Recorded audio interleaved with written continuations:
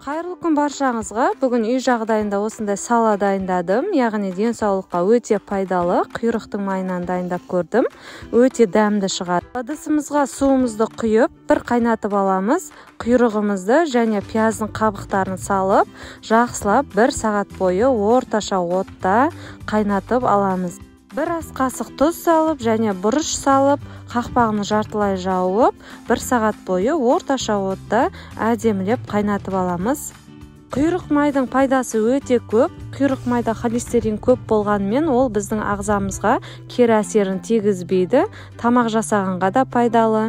Азанда таңғы асқан алдын нанға 1 тілім салып жеп алсаңыздар, күні бойына жақсы энергия береді, қарындарыңыз тоқ болып жүреді.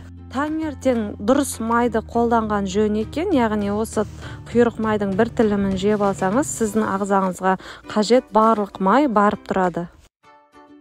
Мінекей 1 сағат бойы қайнап шықты. Енді бетіне жағатын салмасын дайындайтын боламыз.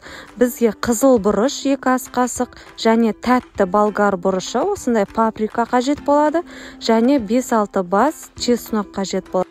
Сарымсақты терканың осындай үккіштің майда көзінен өткізіп аламыз және қызыл бұрыш паприкамызды қосып, жақсылап араластырып, құйрық майымызға жағатын боламыз.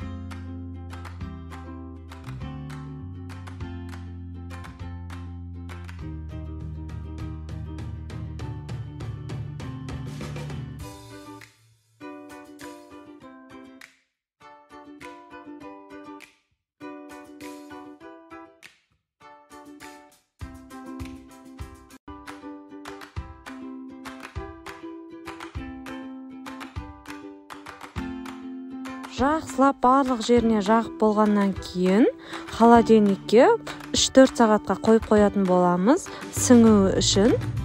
3-4 сағаттың ішінде переціміз, жаңағы болгар бұрышымыз жақсылап майымызға сіңіп, өте дәмді дәм беретін болады.